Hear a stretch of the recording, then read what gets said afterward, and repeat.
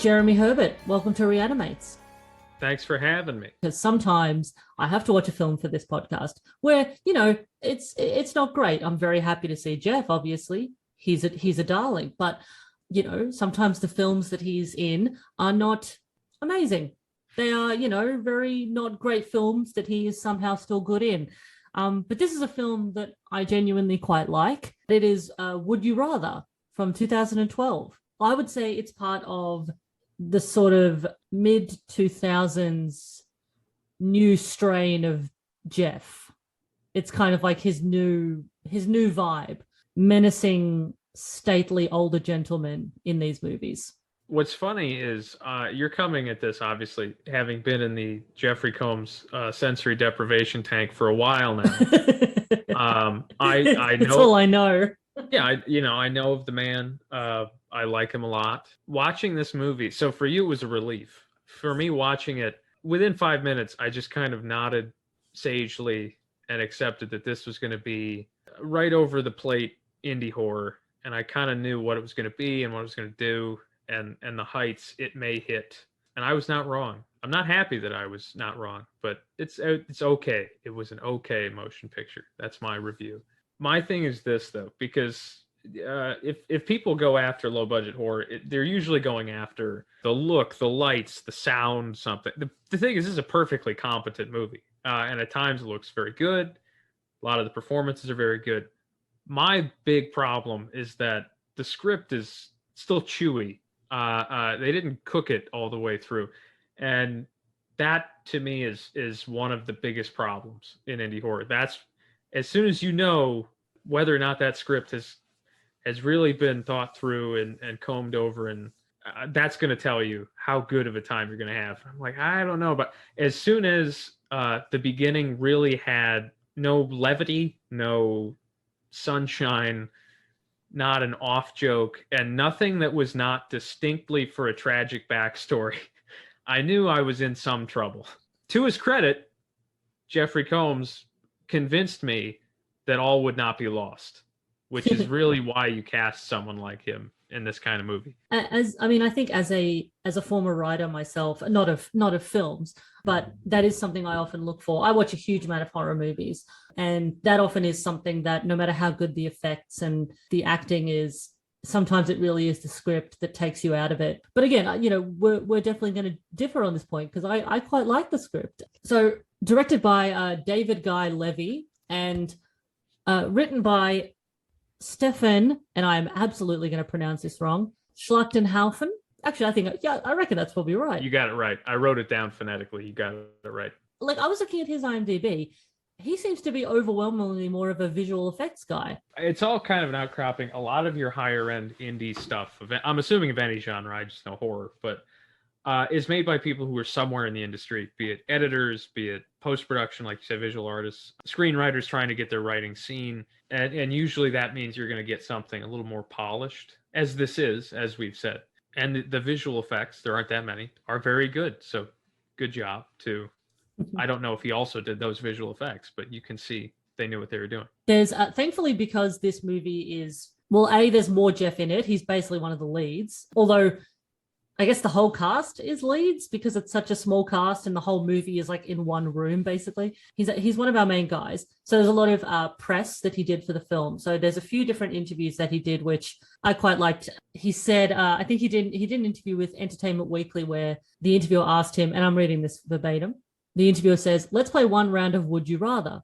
Would you rather end this interview by talking about one film you wished you hadn't made, or by talking about the one actor or actress you hope to never work with again?" But Jeff says, "These are questions like, when did you first beat your wife? They are non-winnable. When I think of movies that I wish I'd never made, I worry about it because I don't want to tweak anybody's nose. But one does come to mind when I was on location and everything that could go wrong did indeed go wrong. It was a cluster, ... I won't finish that word, but it torments me to this day." The interviewer says, "Could you offer a clue for people who want to try and find the movie on imdb.com? Unsurprisingly, Jeffrey says, "Sharks were involved." So if anyone has listened to the last few episodes of this podcast, you'll probably realize what movie he's talking about there and how unsurprising that experience was. Now I have to watch it. You might as well, out of pure curiosity. But go in with the notion that it is, to be kind about it, garbage. Okay. The one thing that Jeff says a lot in this is that he had a delicious time, which is nice. I'm glad he had fun. Yeah, you can also see that. Like, yeah, that's the right adjective. Yeah, he's relishing in this role, and I really like that it's not. It's obviously a little bit over the top, but it's not what he gets a lot of the time, especially back in the 80s and 90s, which was like off tap mad scientist guy. Like he got a lot of these really big wacko characters, and this is obviously a man who is a psychopath, as we'll find out, but it's more, this role is a bit more subdued, a bit more menacing. He compares a lot to this sort of metaphor for like the 1% of society, you know, shitting on the 99%. You know, he's Mr. Capitalism. That is his role in this movie. It was capitalism all along. It always is. This is something I found interesting as well. David Guy Levy, in an interview with Dread Central, he talks about the character Shepard. So he says, we had written the character of Shepard knowing we wanted him to be big, lively, over the top. He's sort of a game show host, but could be sadistic in the most lovable way. Don't know what that means. The character that came to mind as we were writing was Christoph Waltz from Inglourious Bastards. We thought he was pure evil, but so fun to watch. We didn't know who could play the role, but when Jeffrey's name came up, a light bulb went off and we immediately began pursuing him. Within 48 hours, he was on board because he read the script immediately and loved it. I mean, I could sort of see the inspiration with Christoph Waltz's character in Inglourious Bastards, you know, like loquacious, intelligent, but sadistic, well put together. Yeah, I mean, you could have had Combs say, we have a bingo after any given decision in this movie, and I wouldn't even have noticed the reference. That makes complete sense. I didn't put that together, though. I don't remember what came immediately after Inglourious Bastards, but I know not long after, he played the mad villain in the Green Hornet movie, which probably has to be a moment of clarity for any actor. But you could make the case Christoph Waltz was still playing that kind of character in the James Bond movies. Yeah, I think it's kind of like with Jean Dujardin from The Artist, where they did a film that did very well in America and people really liked them. And so American movies were like, or American filmmakers were trying to be like, we want this person in our films, but what do we do with them? You know, because they're European, they're interesting to watch, but what do we do with them? The villain. All right, villain. Mm-hmm. Europeans play villains. Yeah, it's a hard life for European actors that make it in America, but don't look like villains. That's very tough. I'm always surprised to see Christoph Waltz in something where he's just playing a normal guy. Like he just there's a film where he just plays like a dad in a movie, and I'm like, what? No, I mean he probably has children, but I don't think of him as anyone's dad. So the funny thing, the first funny thing in the credits I liked is that the film is presented by the Lambrick Foundation, which is the foundation run by Jeffrey Combs' character in the film. That's just a cheeky little joke, which is very cute. We meet our main character, Iris, played by Brittany Snow, who I know has done a lot of other things, but I know her from Hairspray. So, and she's great in that. So, yes, I was impressed because arguably at this point, because this is 2012, she's more famous than anybody in the movie. At least at that point. Yeah, well, I guess she's more famous to your average film goer. Like I would say John Hurt is more recognizable. He's been in the industry longer. Oh, yeah. But and Jeffrey Combs is obviously, you know, to horror fans more famous, but Brittany Snow had a bit more like mainstream success at this point. So Iris is she's job hunting. She's in dire straits. She's taking care of her brother who's very sick after I think her parents die in an accident, it sounds like. There's also this sense of guilt on her brother's part that Iris has to spend so much time and money taking care of him. They sort of lay that down quite strongly at the start. So you know that there's this, you know, they love each other, but there's also this tension. Something you mentioned, and I suppose I didn't really consider it until you mentioned it, because I think I like this movie. So maybe it'll be good to have you poking some holes in my veneer. But I'm only here to deflate enthusiasm. Drag me down to your level. But you were right in that there's no light and shade, because it does just sort of, this movie takes you from the very beginning deep into the misery of the characters. There's no levity at the start to juxtapose with what inevitably happens, which it's fine unless you want to have a good time at the movies, I suppose. Yeah. Wait, what kind of weirdos want to have that? Not horror fans. But therein lies the question is, what do you want out of the movie? If you think horror has to be inherently bleak, okay, I don't think there's any warning I need to give you. But and it's egregious in this case because the literal name of the movie is a game. There's very little fun in this movie. And the only kind of fun for most of it is Jeffrey Combs enjoying the violence more than any sane human being would. Yeah. Like if you put a more serious actor in that, this whole thing is an endurance test. For some reason, another movie that came to mind was Ready or Not, which is another film that is based around a game that goes horribly wrong and ensues in violence. Mm-hmm. And it is that thing of like, you know, this little tight-knit cast in one house, similarly. But the difference with Ready or Not is that Ready or Not is a lot of fun and it's very funny. And it juxtaposes that with incredible violence and moments of misery and sadness on the character's part and regret and all that stuff. Well, and it's an allegory, I guess. Okay, the rich are hunting the poor for fun and their amusement, and Jeffrey Combs even says early on, he could save everyone's life in this room, but he chooses not to. And the thing is, okay, so it has to be a little heightened, but it really isn't. There's never much eccentricity to even the choices they have to make, and there's very little insanity to it, which is strange because he is insane. I think that maybe keeping it on the level it was fine, because I think if it had gone too ridiculous, you know, maybe the things that the characters have to do in this film, if they had become more, I don't know, bizarre, just strange in general, I think maybe it would have taken away this sort of overarching message that the film has of like, this is a real decision that these characters have to make, and a lot of the time it's a choice between themselves and another person. So it's like, are they going to choose to be altruistic or selfish? So Iris's Dr. Barden, played by Lawrence Gilliard Jr., introduces her to Shepard Lambrick. That's Jeffrey Combs. Woo, woo, woo, woo. I still don't have a klaxon for when Jeff appears. He's a wealthy philanthropist who we know is a cunt because he is eating a bunch of nuts on a couch and just leaving them on the couch. He's making a real fucking mess of it. That gave me so much hope early on because I thought that was a very funny touch. I'd not seen anything else. Just using the world as his garbage can. Yeah, he's just making this mess, and he eats a lot in this film. Like, he's always eating and snacking and drinking and stuff. He said it was delicious. He wasn't wrong. Yeah, he probably got so many free fucking cashews or whatever it was. Steaks. Yeah, that was another thing. They have dinner in this movie, and it's one of the few times I'm watching a movie where they're actually eating food. And they're actually letting them eat instead of just moving them around on the plate.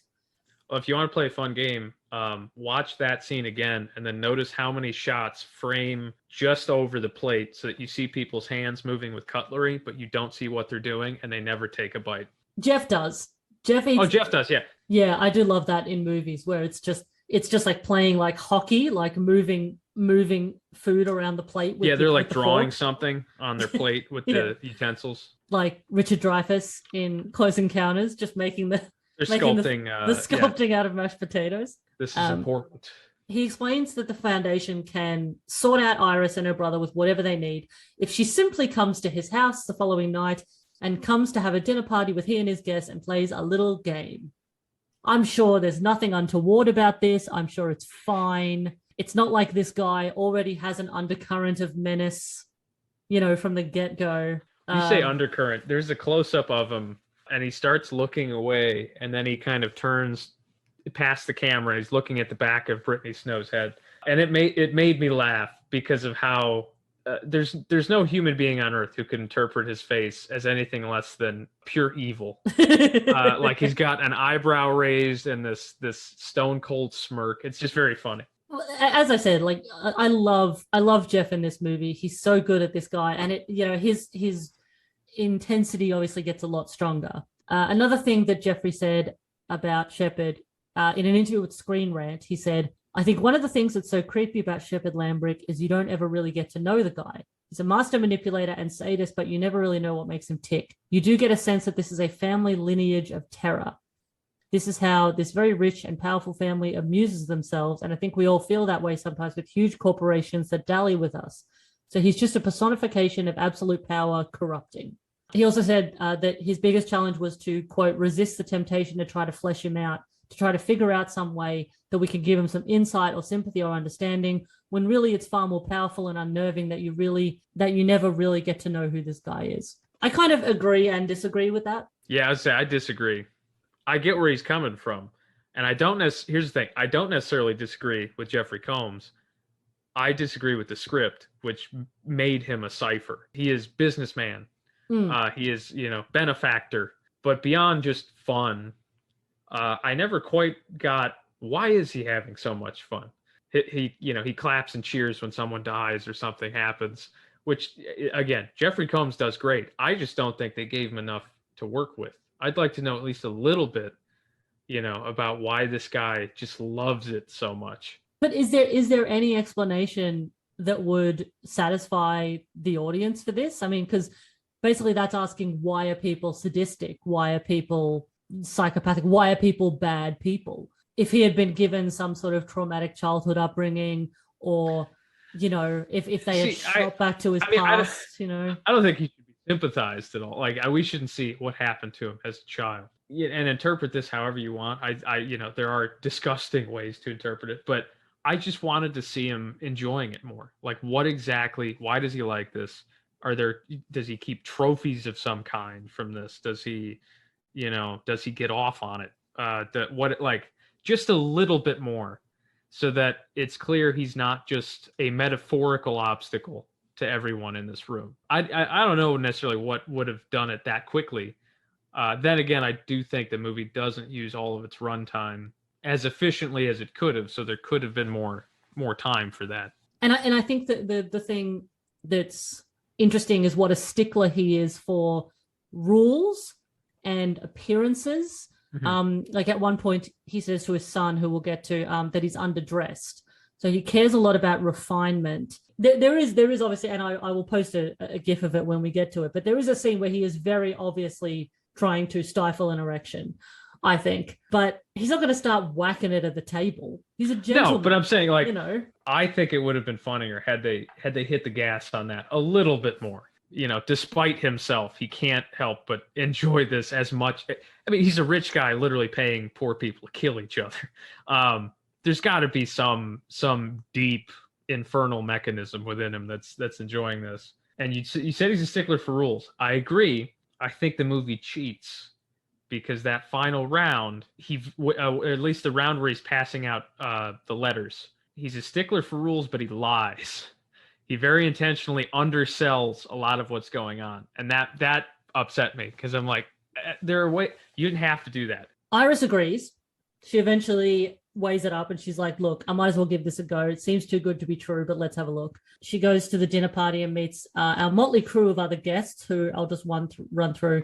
We've got Lucas and Cal, played by Enver Gokaj and Eddie Steeples, respectively. They're the ones that Iris immediately gets drawn to. They immediately form this kind of nice, good relationship. This becomes important. There's also Travis, a traumatized Iraqi vet, played by Charlie Hoffheimer, a regular on Mad Men, I didn't realize. Peter, played by Rob Wells, longtime veteran John Hurd as Conway, June Squibb as Linda, and Amy, a moody young woman, played by Sasha Grey from Pornography, but also from Entourage, and she's a novelist. So she's got a lot of balls in the air. Waka waka! Which seems like a good a time as any to play a slightly after dark version of the game that I normally play. Oh no. Which I normally play this game of, is this a film from this person's IMDb or not? But because I'm playing it with Sasha Grey this time, it's going to be, is this a Sasha Grey porno film or not? There's no winning this game. I just want you to understand it. A bit like Would You Rather. Oh, fair. That's fair. Fine. Yep. I submit. I made a point and didn't mean to. All right. Okay. Come Fart Cocktails 5. It's a good title. Is it? What is good? To me, it has to be funny, I think, because I'm not planning on getting off on just the title. I'm going to say that's fake. I think it's too silly. No, it's real. Oh, of course it is. Oh. Ass Parade. And I'm saying it ass instead of the Australian way, which would be ass. That's fun. To me, that's exotic. I want that to be real because it's so jaunty. I'm gonna say it's real. It is real. Oh, is it? Okay. All right. Can't wait for the Australian version. Come on down, Dal, to the Ass Parade. What is it? Just a redub of the original one? No, it's an Australian remake. Everyone has like bikini tan lines. Pussy and Prejudice. They don't have the budget for costume dramas. I'm gonna say that's false.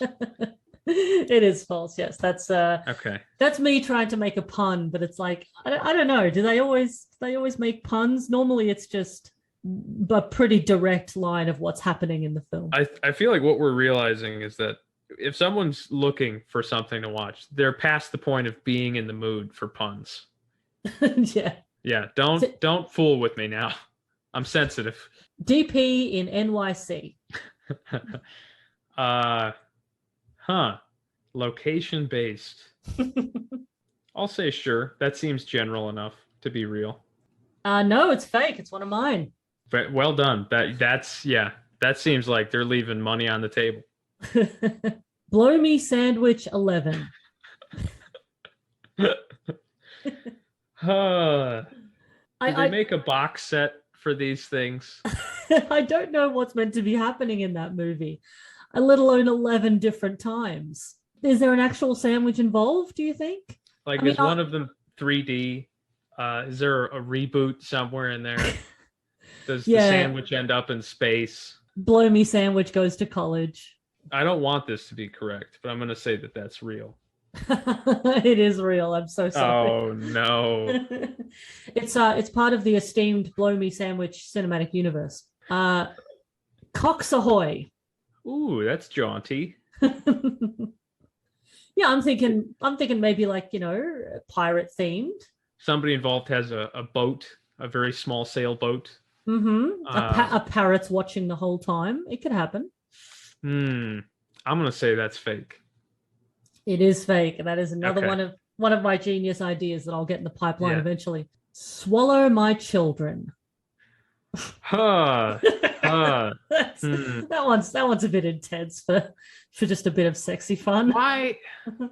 I'm gonna have to vote with my heart, and it needs this one to be false. That one's real. I'm so sorry. I can't imagine.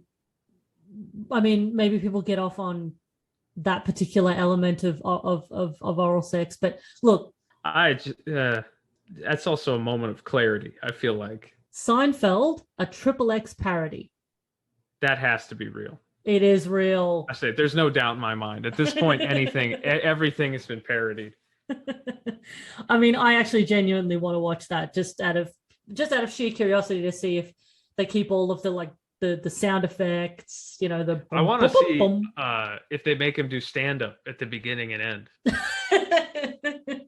Have you ever noticed you walk into a room and there's just tits and ass everywhere? What is the deal with cum farts? If they didn't, I would be upset. Take your job seriously. Come on now. Repenetrator.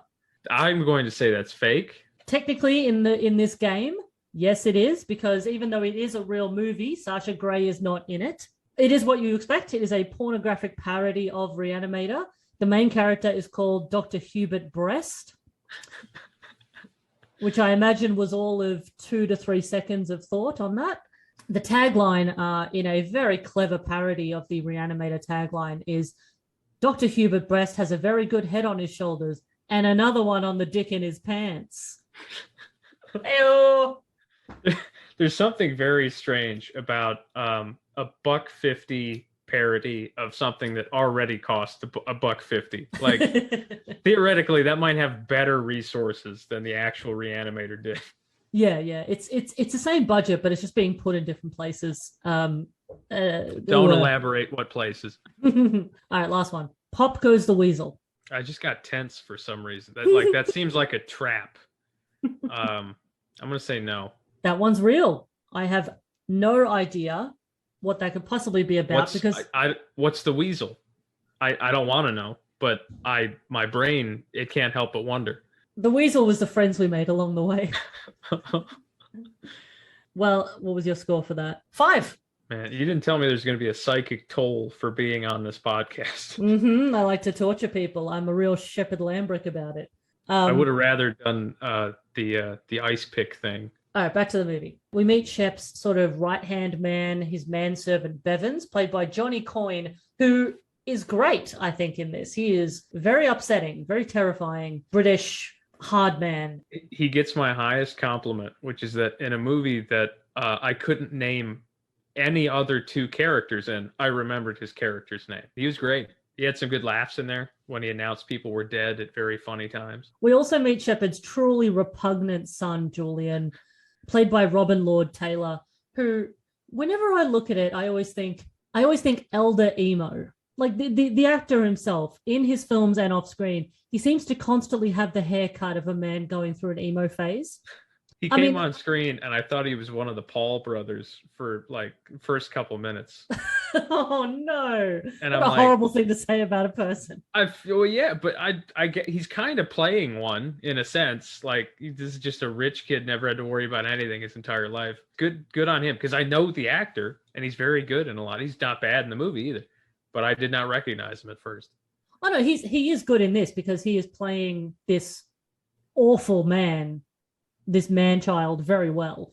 Horrible, snidey little shit. So we spend the rest of the film pretty much in this beautifully appointed dining room, which makes it like very claustrophobic. So dinner is served. You know what? Something I did notice, for an incredibly rich organization, these people only get one meal. They don't get an entree. They don't get dessert. They don't even get fucking bread. The funniest thing, it's like a steak and asparagus. And somebody at the table, I forget who, they're like, I have never eaten this good. And I'm not saying like that's a common thing to eat, but I'm like, they're also kind of lowballing it. Like, this is not lobster. This is not French food you can't pronounce. This is like, that's a Golden Corral entree. Well, I think that the fanciness comes from the fact that, so it's steak, asparagus, mashed potatoes, and foie gras. I didn't know it was a side, which, you know, perhaps this is why I belong on the side of the table in that movie that I do. Yeah, I guess, you know, maybe normally Shepard's dinner parties are a bit more fancy, lots of courses and stuff. But I think with this, he probably wanted to get right to the action. So, like, obviously a lot of meat comes out and Iris mentions she's vegetarian. And Shep is like, hey, good opportunity to start the ball rolling on this. He offers her 10 grand to eat the steak and the foie gras. And, you know, she does it. And this particular challenge is like a little bit of fun. People are like, come on, just do it. You know, who cares? It's a bit of meat. Mm-hmm. It's 10 grand. But obviously it ramps up and the seriousness of this game becomes very apparent very quickly. I'd like to point out she should be huddled over in severe abdominal pain for the rest of the movie. As someone who doesn't eat red meat and hasn't for a while, whenever I do have like more than a little, it ruins me for a couple of days. My system is like, no, you can't eat this anymore. She would be in real danger in that movie. The combination of the steak, the foie gras, the wine, and the fear, we have to assume at some point she has shat herself and we just don't see it, you know, like. Yeah. I'm surprised no one does throughout the movie, actually. Or like, that's actually a critique of mine. Not that I was jonesing for it, but there's very little in the way of like humiliation among the games. It's all pretty direct, like, hurt this other person. Yeah, so you wanted more shame and embarrassment.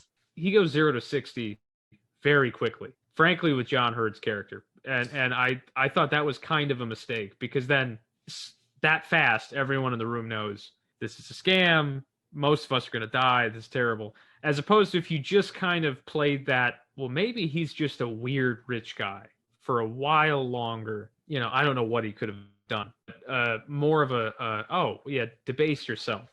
Yeah, sure, there's that money.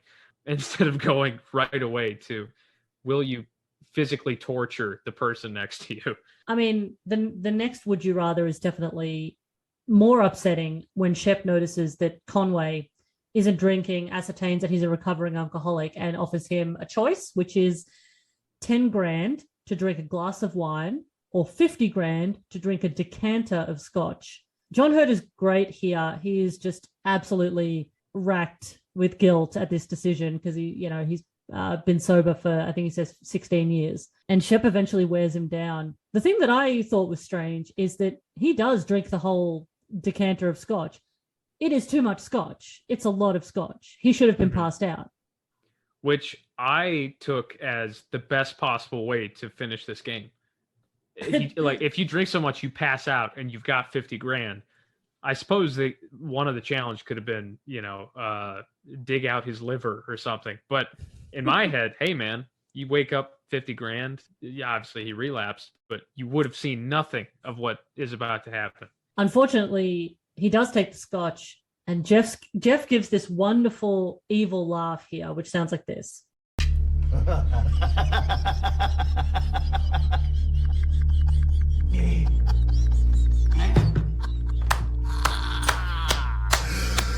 That's a good man.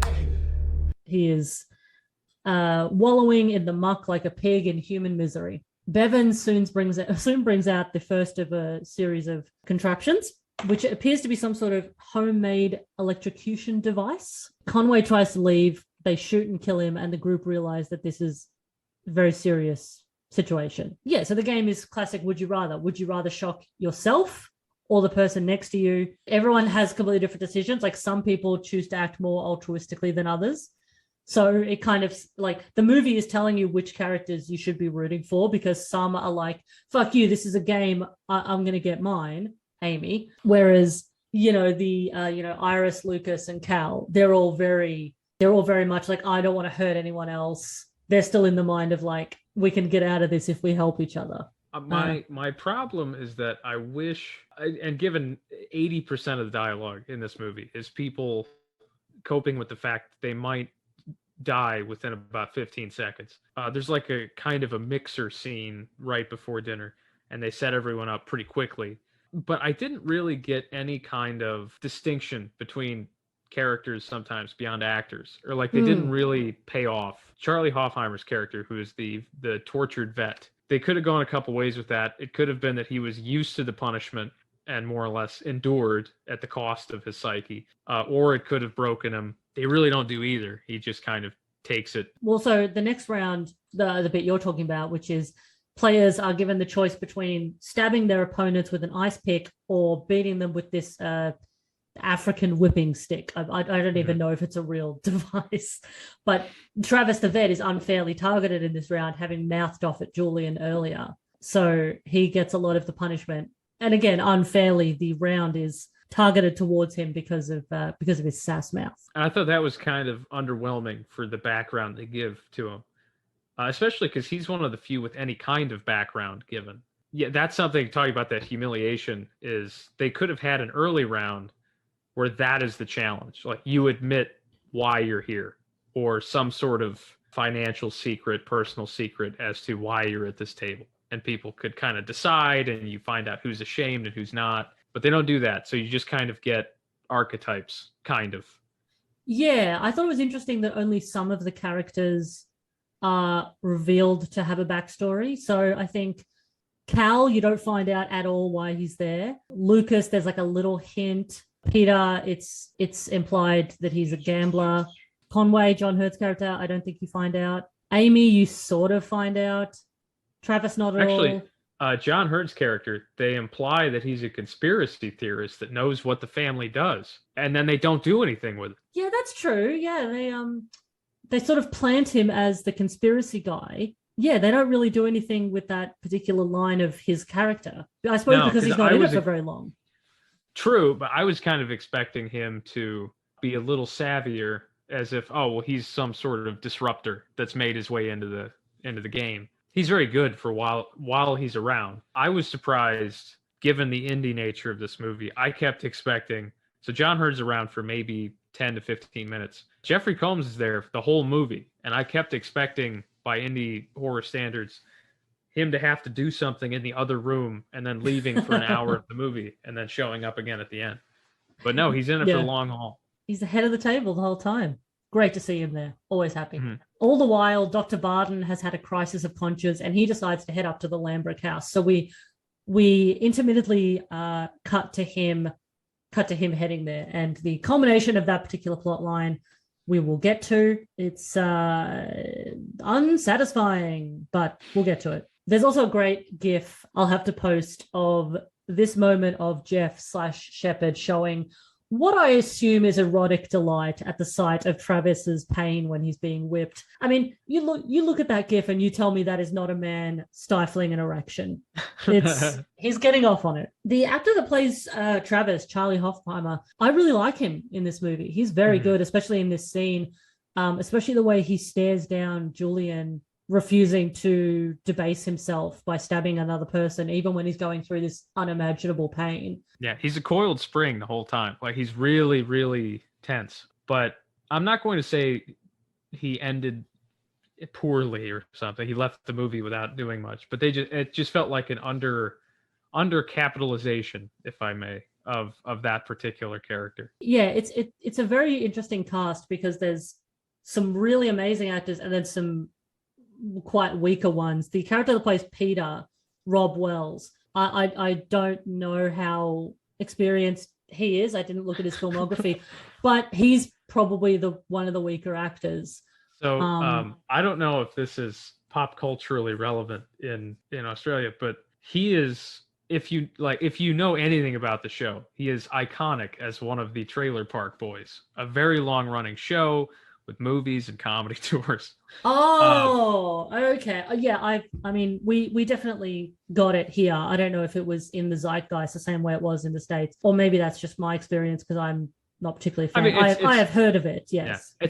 It's been kind of left of center in terms of how popular it is. You kind of have to know what it is. But yeah, so the second he came on screen, I just kind of laughed a little bit. This is the most dramatic I've ever seen him. Some of it, I think, is he's not the best suited for that. Some of it is they gave him nothing.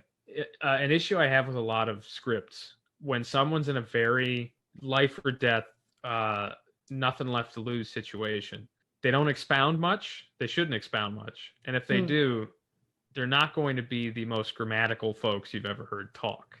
Yeah. And his character, especially in this, there's a lot of no contractions, 10 words where 5 would suffice. Again, that's the script. Beyond Jeffrey Combs, no one really gets away clean in terms of their dialogue. Yeah, I don't know. I think it's all about delivery, but I think that Rob Wells in particular delivers it. He's a bit sort of one note. I thought that it was a bit strange, his cadence and his performance in some parts where I was like, this is a life or death situation. It's quite harrowing, and he seems to be talking reasonably matter-of-factly. I mean, yeah, I just, for someone who sticks around longer than a couple of the other characters, I thought that they could have gotten a stronger actor for someone that's going to be in it longer than the others. But I have a feeling his name might have played a part. Not to say that's why they cast him, but he was a big-ish actor, certainly bigger than some of the other folks at the table at that point, if I guess. Peter has to stab Linda, the old lady, June Squibb. He rationalizes this to her by saying she's paralyzed in her legs. He can't whip Travis. She's in really bad shape. And Linda agrees to take one for the team. And Amy shows herself to be a real shit by taking a weird glee in stabbing Iris.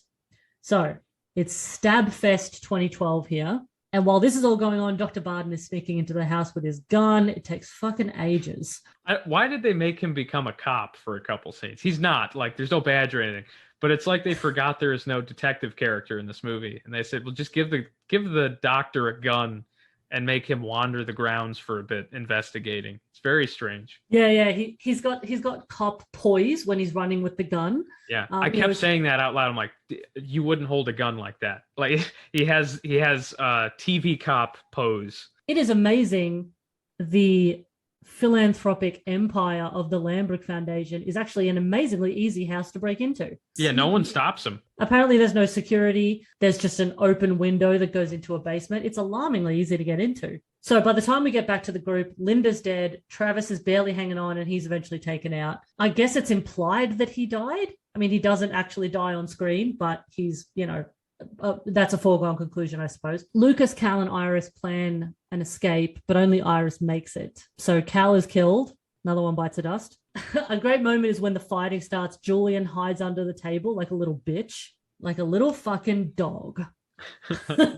He eventually goes looking for Iris, and when he finds her, it becomes pretty clear what he did last year that was so abhorrent, because he starts kissing her as he has her pinned down to the ground. And it's like, oh, in this movie where a series of terrible things happen to people, like, it's weird that would stand out. But it's anytime something like that shows up, I'm not singling it out. This is just my experience in an indie horror movie, especially when there's no one minding the farm, as it were, no one to say, I don't know, maybe cut that. It gets my hackles up, because it's sort of a higher bar it must clear to prove why it's there. I did not think the Julian character, certainly a fine performance from Robin Lord Taylor, notwithstanding, needed to be in the movie, because he doesn't, like, he's an interrupter. That's kind of his role, is he riles this guy up and then he chases her down. But that's kind of about it in terms of his point in the story. And that time could have been spent with Jeffrey Combs, with someone else that could have given us a little bit more information. I just didn't quite understand why he's there. To me, it felt like he only existed to shed more light on Shep, to be honest, because it's meant to imply this sort of lineage of, like, my father taught me to do these horrible things to people, and I'm teaching you, because he does say something about, he does say to Julian, I'm glad you've taken an interest in the family business. It's sort of implied that he will go on to continue this horrible work when Shep retires. But I think it's also meant to show the difference in approaches, because Julian is grotesque in a way that Shep isn't. He keeps calling the contestants. He keeps calling them pig in this quite degrading way. Whereas again, Shep carries himself as, in the situation, quite gentlemanly. He wants a refined game with rules and parameters and no sexual violence and stuff like that. Like, that's a fair argument. I appreciate that a little bit more as a symbol of generational wealth and how it almost perverts the farther it goes down. I guess it might have just been that the making him, a weird little pervert seemed kind of easy to me, that they could have made him more interesting while keeping the point the same, that he's a kid, doesn't respect where he came from or other human beings because he's never had to. It just seemed kind of like a tired archetype, I guess, for a rich kid. Yeah, but they are like that. No, I'm not denying that. Again, it was 80% there, like a lot of things in this movie. Yeah, as you said, very well acted by Robin Lord Taylor, but really, really horrible character. So Iris, thankfully, she bites his hand, she punches Julian in the balls and stabs him in the leg. And Dr. Barden shows up, ostensibly to save the day. And he's like, Iris, I'm going to get you out of here. And immediately is killed by Bevins, just like straight away. That's so disappointing. This character was given nothing to do. He couldn't have at least, like, gotten into a fight with someone at the climax of the film. Like, there's just no payoff. And he disappears, barely halfway? So, back to the game for the last round. We are left with Lucas, Iris, Amy, and Peter. And all of them besides Lucas seem to have realized that they can't be mates and look out for each other. It's dog eat dog. And the last round is known versus unknown. So they're given, it's classic like game show rules. They're reeled in this barrel of water, and all the players are given envelopes, and they have to basically choose between 2 minutes held underwater in the barrel or whatever is in the envelope. I kept thinking that at some point he was going to offer them to stick their hand in like a fishbowl of wet spaghetti or something. Like, either you can kill your neighbor or feel what's in the weird bowl. It's a bunch of eyes. Peeled grapes. Ooh. Well, Peter's first. He goes envelope because he thinks it's like a gambling trick and they're trying to fool him. It's the Princess Bride thing. That's what he tries to do, and he messes it up. He tries to outwit the poison. You think I choose this, which means that's the bad one, so I'm going to choose the other thing. But you already thought one step ahead. It's very funny because it's a waste of time. Yeah, because in a way, Shep doesn't care which one he chooses because they're both bad. This one is probably worse, depending on how well you are at holding your breath underwater. It's a picture of a firecracker, and he has to let one off in his hand, which, even though what happens is awful, I don't think holding a firecracker in your hand is like good. Like, surely that would still fuck up. Like, He's very relieved when he thinks it's a normal firecracker. He's like, "Oh yeah, no problem." I'm like, "That you're still going to lose all your fingers." We don't have the kind of firecracker market here that America possibly has. I think there's only one state you can buy them here, but it still seems like it would be rough on your digits. It's a bomb. It's a small, underpowered bomb, but it's a bomb. Yes, and he is unfortunately given quite a high-powered one, which is a stick of dynamite. Quarter stick, as he calls it. He could have just turned and thrown it directly at Jeffrey Combs. Yeah. Although this whole round bothered me specifically because of that firecracker to dynamite switcheroo. Because if he's just going to start lying, what are we doing here? I understand if that's another, well, the rich people are really that evil, but they don't have to even break any rules. Like, he's abusing them by the letter until then. And even if it was a normal firecracker, that's terrible. It just seemed like a strange breach of the premise that out of nowhere, oh, well, there's also a second bad thing, which is it's worse than you think. Like, no, it all sucks, man. You don't have to pull the rug under them. The dynamite does blow his hand off, and Peter has a heart attack and dies. Ship's first reaction is great, because not only does he get up and move to the other side of the room so that he doesn't get any muck on him, his first reaction after it blows up is, "That was loud." Yeah, that made me laugh. That was a very good line. Lucas is up next. I really enjoy this actor in this film. I think he's really good. I think he's just very good at trying to remain the object of altruism. And he, I think until this point, he still thinks he might be able to get out of this. This scene is kind of the strategist. He's the only one trying to play a longer game in terms, not in any selfish way, but all right, how can we get out of here? As if that's possible. Yeah, he doesn't mention it, but it implies very lightly that he's a doctor because of the medical attention he keeps giving people when they get injuries throughout the film. So he gets envelope. He gets a picture of an eye. And if you've seen the film's poster, you know where this is going. He has to slit his eyeball with a razor blade.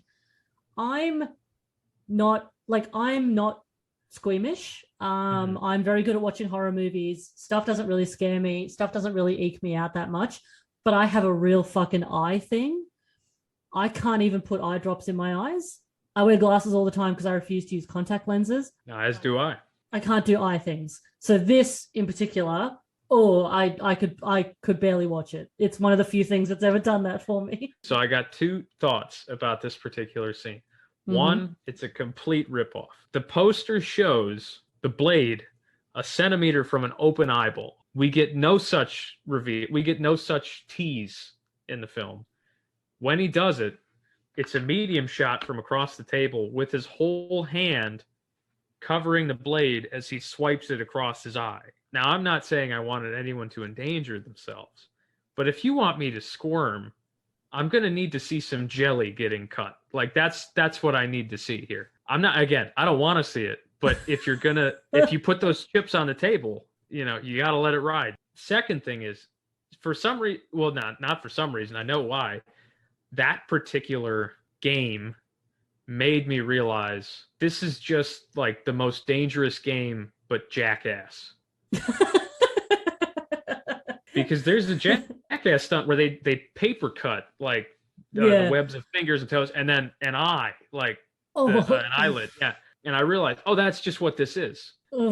This is a rich guy who watched Jackass and doesn't understand what friends are, and he wants to see people do that. So he's making them play it for money. Hi, I'm Jeffrey Combs, and welcome to Jackass. Exactly. Here are two electrical paddles. This is I'm Jeffrey Combs. This is the firecracker fist. We're gonna this is drown yourself. But yeah, like that's, and from that point, it was not like a bad revelation. It just made me laugh that is functionally what this movie is. And the eye thing, I felt robbed. Because that's the way they shot it. it's less visceral than some of what came before. 'Cause I've seen people call this movie torture porn, and I don't really think it is. Specifically because they don't give you that money shot of like the eyeball or his fingers falling off from the, like, it's all kind of it's tasteful, which I'll give them credit, good for them. But it's not hostile, yeah. But because of that, it kind of defangs everything. And I just started thinking about medically, well, what would that look like? Could you? And frankly, they can't see him because of how he's holding the razor blade. If you cut just the eyeball, again, it's jelly. So like it won't necessarily bleed. There is a layer right there. And the next shot they show is like whole eyeball. Looks like he has a golf ball in front of his eye because of how swollen it is. So I'm like, he could have honestly lied. You feel cheated. I feel thankful because I didn't want to see more of that. You know, whether from a filmmaking perspective or whatever, I didn't really care because, it's just, again, I'm not squeamish. I'm very good at watching horror movies. I just I can't take eye stuff. Ugh. My argument is this. This movie is we've already talked about, it's competent, it's very good, especially on an indie scale. But that's how you get remembered. That's how you end up all over YouTube and Twitter for like, oh, that one scene, the eyeball scene. And they came so close. And I understand it would have been probably a lot of money to get the prosthetics and do whatever. But man, you know, that would have made me twist in my seat.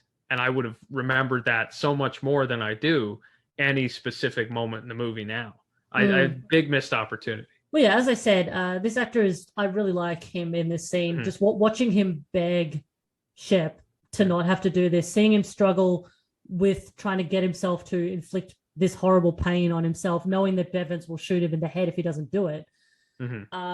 He's great. But he does it, and onto Iris. She decides to take her chances with the barrel. And as she struggles against the water, she's sort of picturing her brother, and she holds on and makes it, you know, kind of like reminding herself and the audience like why she's doing this. Although when she's picturing her brother, she's remembering a time that he told her about a dream he had where like everyone he knew died. It's not just a dream of everyone he knew dying. It's a dream of everyone he knew drowning. Yes, of is course. Miraculously relevant to this rich man's jackass in which she now finds herself, where she must drown but find the will to hold her breath. It could have just been silent footage of the brother, and I would have been like, yep, I get it. She's holding on. The fact that they had to put in just the most stock relevant backstory, it just blew the moment for me. I was like, all right, okay, fine. It seemed a bit too easy of this. Oh, he just happened to have this dream that is immediately relevant to this, where it's like, I mean, it didn't have to be. Like, we know that that's why she's doing it. She's doing it for her brother, but she does make it. Lucas is thrilled because he's been rooting for her the whole time. And they look at her card, and it turns out that what she would have had to have done if she had chosen the card is get all of her teeth extracted. Don't ask me how. They didn't explain it. I assume ripped out unceremoniously. Now on to Amy. She chooses a card, and in a grim fucking irony, her card has a barrel with a 4 on it, which means 4 minutes underwater. And Shep very kindly reminds her that it's not even close to the world record for holding your breath underwater. So that's probably some comfort to her. Again, he lied. Like that. That's another one of those breaches. This one's a little more clever, but we're like, oh, really? She didn't have a choice then. It was literally, how long do you want to drown for? Shep also gives us a little bit of Amy's backstory, which is that her husband drowned her daughter, her young daughter. Fucking grim. I mean, just giving her a little tiny bit of pathos to this character who's been an absolute jerk this whole movie, but better late than never, I guess. Bevins does a dick move in this bit where he forces Amy's head into the barrel before she's ready, before she's had a chance to take an inhale of breath, and she drowns. They cheated. Yeah. Isn't it weird that these psychopathic jackass guys would not be ethical about it? Final showdown, Iris versus Lucas. Shep makes them sit across from each other, and tellingly, Iris can't look at Lucas. Like, he's trying to look at her in the face and she can't look at him. So she knows what she's going to have to do. They flip a coin, and Iris is given the choice. End the game, where they both walk out alive but empty-handed, so no money, no nothing. Or she is given a gun, a very old-fashioned looking gun. It's like a dueling pistol. It is, yeah, I thought it was a starter pistol briefly with one bullet in it to shoot Lucas. And this moment is just so heartbreaking for me. Like, as someone that was really rooting for Lucas, like, because I liked him as well. Like, I like Iris, but I really like Lucas as well. And just as Lucas is appealing to Iris, explaining that they're both in it for the same reasons to save someone else, she shoots him dead before he starts to get into his heartbreaking backstory. Because I assume she's like, I don't want to know any more about this guy before I have to kill him. That I thought this was actually a very nice, not a nice moment necessarily, but nicely handled in that it was still something of a surprise. Because I think the more potent surprise would have been if Iris ended up dying, and we follow like Lucas to the end. It's nice because you expect his full backstory. And I at this point in the movie, I was not really expecting to be surprised by anything, but both of them acted very well. And it's just a nice no-win ending. Yeah. And however, then the rest of the movie happens. Which, Yeah. So Iris does shoot Lucas. Shep and his staff applaud uproariously, and she is obviously traumatized and feeling very upset. So we sort of cut to Iris leaving, and Shep is giving her a giant duffel bag of money, which is how I assume all big philanthropic organizations work, right? In cash. Always cash on hand, those big charity organizations. Because he says there's enough to send her to school and pay off debts and the house and stuff. And I'm like, that's like millions of dollars though, right? Because like college is expensive. It's just a big duffel bag of money. He also tells her that they have a donor for her brother, so he's going to be sorted. And I do like how he ends a conversation with her. This is basically the last thing he says to her. I believe a thank you is in order.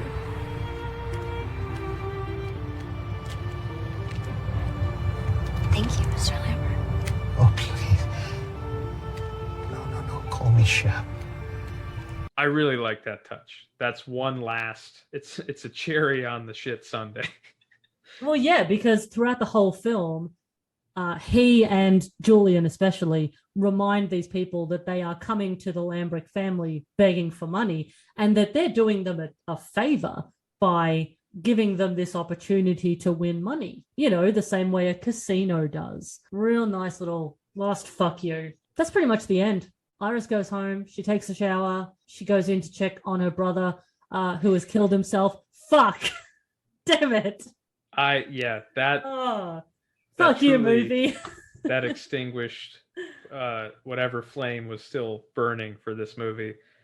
And I'm like, all right, so everything's pointless. Life is misery. What exactly do you want me to take away from this here? That life is pointless and full of cruel ironies and hardship. Is that? Yeah, but I could just read a newspaper. Like that's my problem. And I'm not saying that all miserable art is useless, but this is a pulpy horror movie. I get the twist in the tail, but the twist in the tail is also that even completely financially stable now, she has to live with all of the dirty things that she had to do to get money, which is, again, the capitalist lesson there is, you want a lot of money.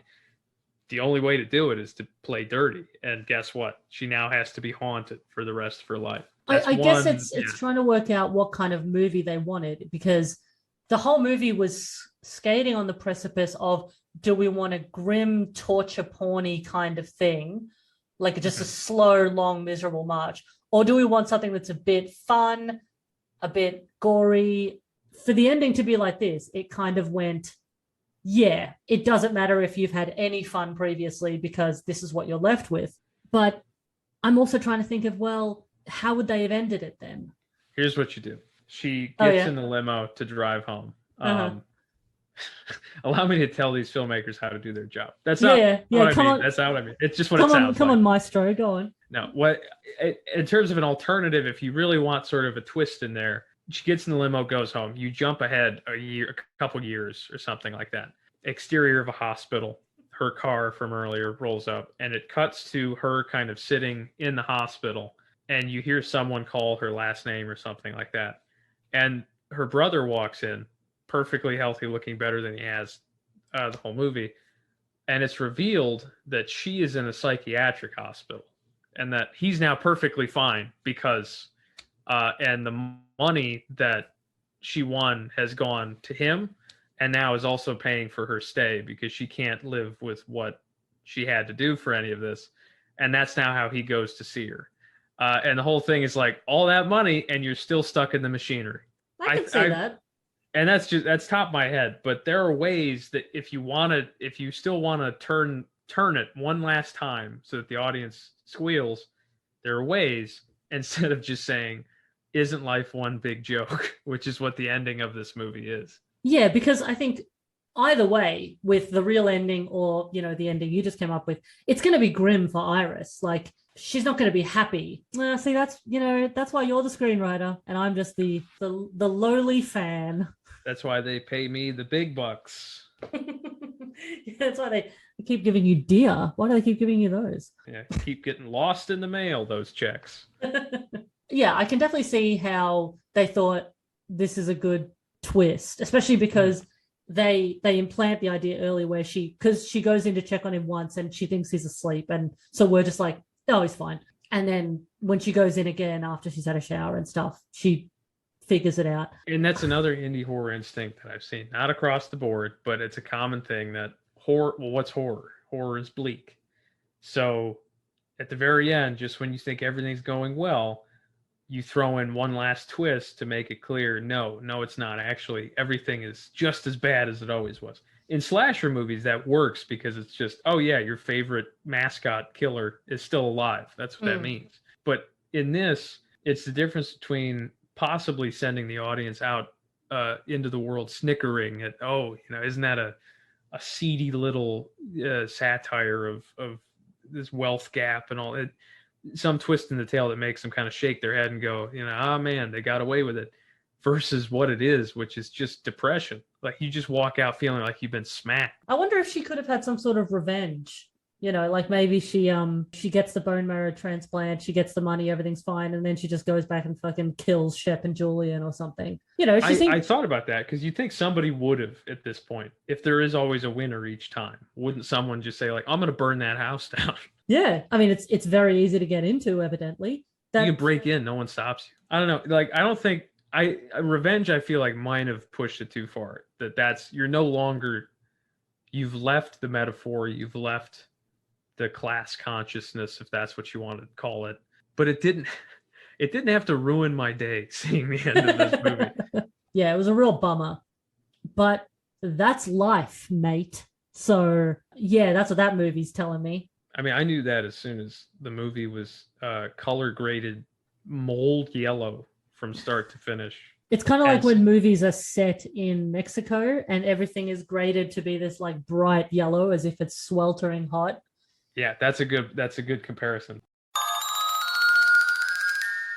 2 minutes underwater, would you rather, you personally? 2 minutes underwater or what's in the card? Or just pretend that I have a manservant with a gun behind me. British man with good comic time. Is this presuming I've seen what's in the cards that are in the movie? Yeah, let's pretend you're the last one and you've already seen. Let's pretend you're in Amy's spot, last one, and you've already seen the other cards. Because everyone else's cards are pretty bad. It seems to be that the cards are generally pretty bad. I guess I'd probably die, but I'd probably take the barrel. Yeah. Because that, to me, like that's the simplest choice. That's the simplest gamble you're going to get. Can you hold your breath that long? Don't know. Find out. Versus, will you have the willpower to cut your own eyeball or pull your own teeth? That seems much worse. And that's what Shep says is the known versus the unknown. You look at a bunch of water and you think maybe I could do that, whereas you have no idea what your willpower would be like if faced with something even worse. Right. Yeah, I think I'd go the barrel as well. Even though I have terrible lung capacity, I think I'd have to go for the known risk versus the other one. I did like that when I was watching it, I was sort of thinking like, when given these choices of stab another person or electrocute yourself and stuff like that, it did make me think of like, yeah, how willing would I be to, because there's no telling what you'll do under torture. So it's like, it's all very easy for me to say, I would never want to hurt another person. Of course I don't want to, but I have no idea how I'd feel after being stabbed or hit with a whipping stick or electrocuted several times. I never got to really that level of introspection because, as Jeffrey Combs states, the whole idea is the choices you make under extreme duress define you more than everyday life. That shows you character. Somehow, in an hour and 20 some minutes of nothing but extreme duress, I did not know most of those characters. And it's very difficult to show much more than them panicking. I had to look up my notes sometimes as you were listing character names, because I knew some actors, but I couldn't tell you the old woman's I know it's June Squibb, but I couldn't tell you what the character's name is. Sasha Grey couldn't tell you what the character's name is. It kind of defies its own purpose. I wanted to be more invested with everybody. The Gambler is another good example. Rob Wells, he's a gambler. We don't know that until his literal last round, and nothing he does before then shows him. In fact, he's the most responsible one during the stabbing round. A lot of strange choices in there. The movie sides with Amy, who from the very beginning says we can't team up. There's no point in trying to help each other because this is dog eat dog. We're all going to have to basically we're all in competition. It's like Amy is like an unpleasant character, and so you don't like her personally, but you have to admit that she's right. She should have gamed it differently with the same hypothesis. She should have tried to keep her least favorite person alive as long as possible, because that would make the ending very easy. So yeah, that's Would You Rather. It's definitely in the upper tier of films, of all films in all recorded film history. I am sort of making a leaderboard in my head of where the films sit that I've covered for this podcast. And this is definitely in the top tier. Like I really like this sort of more stylized madness, I guess, refined madness possibly that Jeff has in it. I mean, it's truly, especially for your purposes, this is a movie built around Jeffrey Combs' performance. And that's truly the reason to watch this. I mean, I suppose the premise might be enough for some folks. I heard about this movie in college because a friend of mine excitedly told me, "Oh, I just saw this movie, and you got to see it. It's this rich guy's making these poor people like do these awful things." I remember at the time thinking, like, I don't know, that doesn't sound like a fun time to me. But I get it. This is very much, and maybe this is pointless. This might not be a category to anybody else. This feels like the kind of movie that you watch at like 10:30 at night or 11, and you're like, I just want something that's not too long, but I'm not tired yet. And then you watch it, and you're kind of pleasantly surprised. Like, that's better than maybe I was thinking it was. That's my assessment. There's often a very specific mood I get into. I love horror movies, and I like a lot of different kinds of horror movies. And sometimes I want a very specific type of horror films. And usually I refer to this as sort of like Blumhouse movies, because Blumhouse make a lot of horror movies that are quite easy to watch. They've got very fun but very predictable jump scares, and like they all look really good, and they don't have like some incredibly complex mythology that you have to follow. So and none of that is absolutely not a criticism, because I like most of these movies and they're really well done and they make a lot of money, which means they can put that money into other things, but they're a lot easier to watch than something like just grim and relentless or loud and upsetting. There's some, it feels like Blumsploitation in a sense. Like, yeah, this is Purge adjacent, I would say.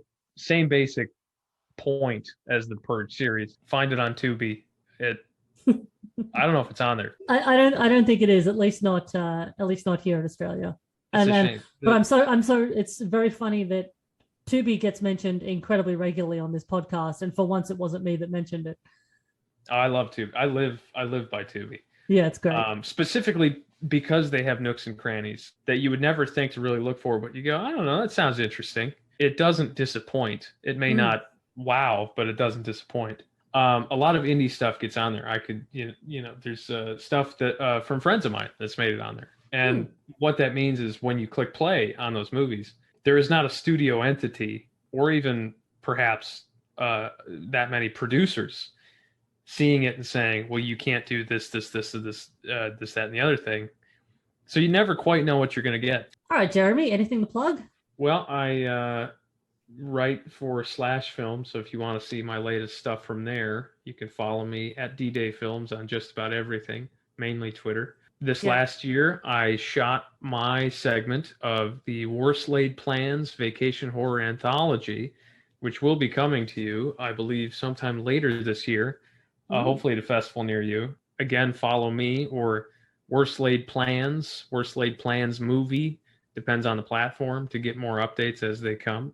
Yes, and listener, I can vouch for Jeremy's film writing, because that's how I discovered him on the internet when I was looking for reviews about Castle Freak. Yeah, and Jeremy's was one of the few articles that I thought really got Castle Freak in the way that I did, and I appreciated his insight into it. That's his best performance. I will stand by that. Castle Freak is? Yeah. Okay. And I think with the tawdriness of the movie, or at least its reputation, clouds that. But he's fantastic in that movie in ways you wouldn't automatically associate with Jeffrey Combs. Yeah. So you think that Jeffrey Combs should eat more pussy in his films? Yeah, I think that really awakens something in him. That's his business. We don't go digging. We're not tabloids. We're not filthy tabloids. We appreciate the man. So if you want to find this podcast, apart from in the podcast player in which you're listening to it right now, you can find it at reanimatespod at Twitter and Instagram, at reanimatespodcast on Tumblr and YouTube, where I try to put the episodes. And, if you want other types of content, like video stuff, let me know, dear listener. I'm happy to take suggestions. What am I if not a little content pig? Just give me your adoration and I'll give you whatever you want.